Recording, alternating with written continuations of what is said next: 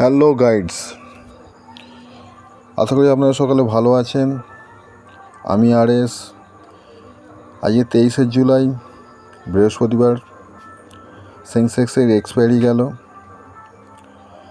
কালকে 24শে জুলাই, সপ্তাহের শেষ দিন, শুক্রবার।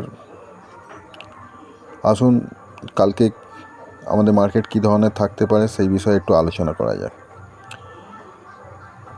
সম্পূর্ণ ডাটা বেসিস আমি আলোচনাটা করি, তাই ডাটার উপর ভিত্তি করেই আমি আলোচনাটা করব। আমি কালকের ভিডিওতে পরিষ্কার বলেছিলাম, মার্কেটে একটা বুলিশ সেন্টিমেন্ট থাকলেও মার্কেটের ডেটা কিন্তু ভয়ঙ্কর বিয়ারিশ। কারণ এফআইআইদের পজিশান এবং তার পাশাপাশি প্রোদের পজিশান দেখে আমার এমনটাই মনে হয়েছিল যে মার্কেট যদি একবার পড়ে, নিচে থেকে সাপোর্ট করার কেউ নেই। ক্লায়েন্টদের তো সেই ক্ষমতাই নেই মার্কেটকে নিচ থেকে সাপোর্ট করে উপরে ঠেলে তুলবে। মার্কেটে যদি কোনো বড় পার্টি এর মধ্যে হাত লাগাতো তাহলে মার্কেট উপরে উঠতে পারত।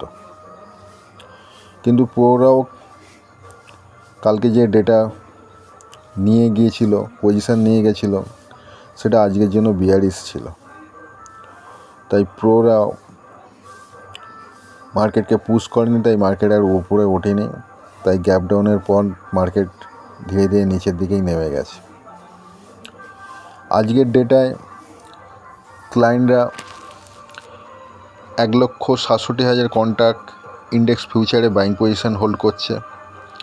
এর পাশাপাশি 1,67,000 কন্ট্রাক্ট ইন্ডেক্স কলেও বাইং পজিশন হোল্ড করছে ক্লায়েন্টরা, এবং 7,70,000 ইন্ডেক্স পুট শর্ট করে রেখেছে। মানে ইন্ডেক্সের 3টে সেগমেন্টেই ক্লায়েন্টরা বুলিশ। শুধু ইন্ডেক্সে নয়, স্টকেও ক্লায়েন্টরা বুলিশ। ওভারঅল টোটাল মার্কেটেই 100% বুলিশ এখন বর্তমানে ক্লায়েন্টরা। স্টকে 90% stock future buying position hold করছে ক্লায়েন্টরা। Stock call 100% buying position hold করছে ক্লায়েন্টরা। স্টক পুট 100% সেলার বর্তমানে ক্লায়েন্টরা। এফআইআইরা 2,65,000 স্টক ফিউচার সেল করে রেখেছে। 3,15,000 ইন্ডেক্স কল সেল করে রেখেছে। এফআইআইরা 2,65,000 ইন্ডেক্স ফিউচার সেল করে রেখেছে এবং 3,15,000 ইন্ডেক্স কল সেল করে রেখেছে। এর পাশাপাশি 5.5 লক্ষ ইন্ডেক্স পুটও বাই করে রেখেছে। স্টকের ক্ষেত্রে একমাত্র স্টক ফিউচারে 5 লক্ষ কন্ট্রাক্ট বাই করে রেখেছে এফআইআইরা। স্টক কল সেল করে রেখেছে এবং স্টক পুট বাই করে রেখেছে। স্টকের মধ্যে একমাত্র স্টক ফিউচার বাই করে আছে, আর বাকি সব ক্ষেত্রেই একটা বিয়ারিশ পজিশান হোল্ড করছে। প্রোরা 28,000 index future buying position hold করছে। 1,40,000 index call buying position hold করছে। এর সাথে 1,90,000 মতন ইন্ডেক্স পুটও বাইং পজিশান হোল্ড করছে। ইন্ডেক্স ফিউচার এবং ইন্ডেক্স কল মিলিয়ে যা না হচ্ছে তার চেয়েও বেশি ইন্ডেক্স পুট বাই করে রেখেছে প্রোরা। স্টকের ক্ষেত্রে স্টক ফিউচারে বাইং আছে, স্টক কল সেল করে রেখেছে, স্টক পুটও বাই করে রেখেছে। ওভারঅল হেজ করেও একটা mix to bearish position hold করছে প্রোরা। ডিআইরাও সেম। ডিআইরা সামান্য ইন্ডেক্স ফিউচার বাই করেছে, সামান্য ইন্ডেক্স কল বাই করেছে এবং 35,000 মতন কন্ট্রাক্ট ইন্ডেক্স পুট বাই করে রেখেছে। স্টকের ক্ষেত্রে স্টক ফিউচার 100% সেলার হচ্ছে ডিআইরা, এবং স্টক কল সেল করে রেখেছে এবং স্টক পুট বাই করে রেখেছে। ডিআইরা mix to bearish position hold করছে হেজিংয়ের মাধ্যমে। আর এফআই তো পুরো নিকেট বিয়ারিশ, আর ক্লায়েন্টও নিকেট বুলিশ, তাও 100%। এই হচ্ছে ডেটার অবস্থা। তবে কিছুক্ষণ আগে আমি গিফট নিফটি দেখলাম, আমাদের মার্কেট ক্লোজিং হয়েছে যেই লেভেলে তার থেকেও 150 পয়েন্ট নিচে গিফট নিফটি এখন যাচ্ছে। 23,700 লেভেলে ঘোরাফেরা করছে গিফট নিফটি।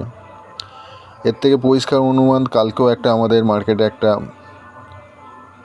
150-200 পয়েন্টের মতন গ্যাপ ডাউন হতে চলেছে। তবে গ্যাপ ডাউন হওয়ার পর মার্কেট খুব একটা বেশি নিচের দিকে নামবে না, এটা আমি বলতে পারছি এই কারণেই প্রোদের পজিশন দেখে। প্রোরা ইন্ডেক্স ফিউচার এবং ইন্ডেক্স কলে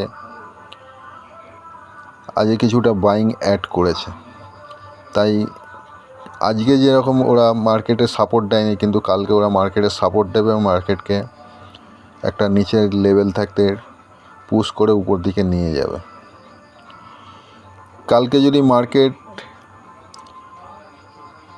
23,680 কাছাকাছি ওপেন হয়, ম্যাক্সিমাম 23,650 পর্যন্ত লো করতে পারে।